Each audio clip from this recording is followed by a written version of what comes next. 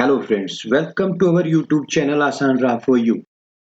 ओम नमो भगवते वासुदेवाय नमः। नमस्कार दोस्तों, आज हम बात करेंगे साल 2024 की पहली सफला एकादशी की व्रत तिथि, पूजा व पारण का शुभ मुहूर्त, विधि, व्रत कथा और साथ ही जानेंगे इस दिन किए जाने वाले कुछ खास कामों के बारे में। इसलिए वीडियो के साथ अंत तक बने रहें। दोस्तों, पंचांग के अनुसार पौष मास कृष्ण पक्ष की एकादशी को सफला एकादशी का व्रत किया जाता है। मान्यता है कि इस एकादशी व्रत के प्रभाव से मनुष्य का हर कार्य सफल होता है। दोस्तों, यदि व्यक्ति के किसी काम में रुकावट आ रही हो तो उसे सफला एकादशी व्रत जरूर करना चाहिए। इसके प्रभाव से कार्य सिद्ध होते हैं। दोस्तों, इसलिए इसे सफला एकादशी कहते हैं। कथाओं के अनुसार इस दिन पर भगवान विष्णु जी के अच्युत स्वरूप की पूजा की जाती है। यह साल 2024 की पहली एकादशी है। इस दिन की पूजा आराधना से व्यक्ति वैकुंठ को प्राप्त करता है। आइए जान लेते हैं सफला एकादशी मुहूर्त। दोस्तों, सफला एकादशी व्रत तिथि होगी 7 जनवरी दिन रविवार को। एकादशी तिथि प्रारंभ होगी 7 जनवरी की सुबह 12:42 पर। एकादशी तिथि समाप्त होगी 8 जनवरी की सुबह 12:46 पर। दोस्तों, एकादशी का पारण होगा 8 जनवरी की सुबह 7:15 से 9:20 तक। द्वादशी समाप्त होने का समय होगा 8 जनवरी को 11:58 पर।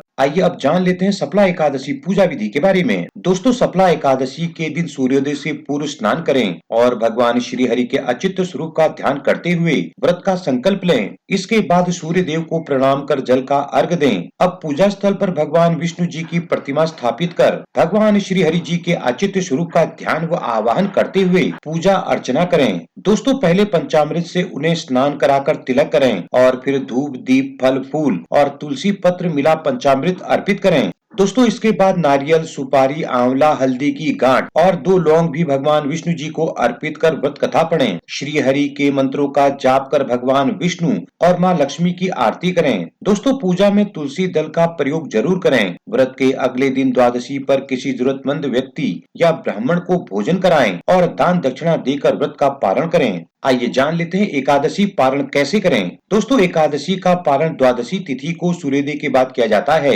यदि द्वादशी तिथि सूर्योदय से पहले समाप्त हो गई हो तो एकादशी व्रत का पारण सूर्योदय के बाद ही होता है। दोस्तों, एकादशी व्रत का पारण हरिवासर के दौरान नहीं करना चाहिए। हरिवासर द्वादशी तिथि की पहली 1/4 अवधि होती है। व्रत के पारण का सबसे सही समय प्रातःकाल का है। दोस्तों, इसके अलावा मध्याह्न के बाद भी पारण किया जा सकता है। पारण के दिन पुनः श्री हरि विष्णु जी का पूजन करने के बाद ब्राह्मण या जरूरतमंद को दान दक्षिणा देकर व्रत खोलें। आइए जान लेते हैं सफला एकादशी पर किए जाने वाले नियम क्या हैं। दोस्तों, सफला एकादशी नियम के अनुसार व्रत करने वाले व्यक्ति को संभव हो तो इस दिन जमीन पर ही सोना चाहिए। इस दिन किसी भी तरह के तामसिक भोजन का सेवन न करें। इस दिन चावलों का सेवन भी न करें। सफला एकादशी की सुबह जल्दी उठकर स्नान के बाद पूजा पाठ के कार्य करने चाहिए। दोस्तों, इस दिन किसी भी पेड़ या पौधे के फूल पत्ते तोड़ना वर्जित होता है। अब जान लेते हैं सफला एकादशी की कल्याणकारी व्रत कथा के बारे में। दोस्तों, प्राचीन काल में चंपावती नामक नगरी में महिष्मान नामक राजा थे।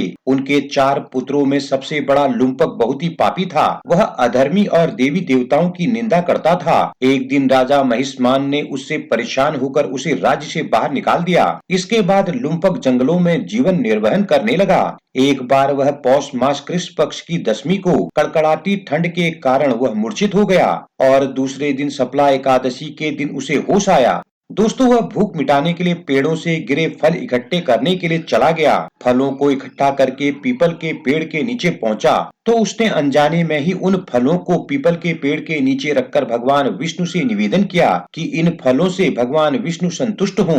अनजाने में ही लुम्पक द्वारा सफला एकादशी व्रत संपन्न हो गया। दोस्तों, जिसके बाद भगवान विष्णु की कृपा से लुम्पक को राज्य, धन, संपत्ति समेत सभी प्रकार के सुख प्राप्त हुए। जय श्री हरि। दोस्तों, आपको ये वीडियो और जानकारी कैसी लगी हमें कमेंट करके जरूर बताएं। वीडियो को ज्यादा से ज्यादा लाइक शेयर करें और इसी तरह की वीडियो के लिए हमारे चैनल को अभी सब्सक्राइब कर बेल आइकन को भी प्रेस करें ताकि आगे आने वाली वीडियोज की नोटिफिकेशन आपको सबसे पहले मिल सके।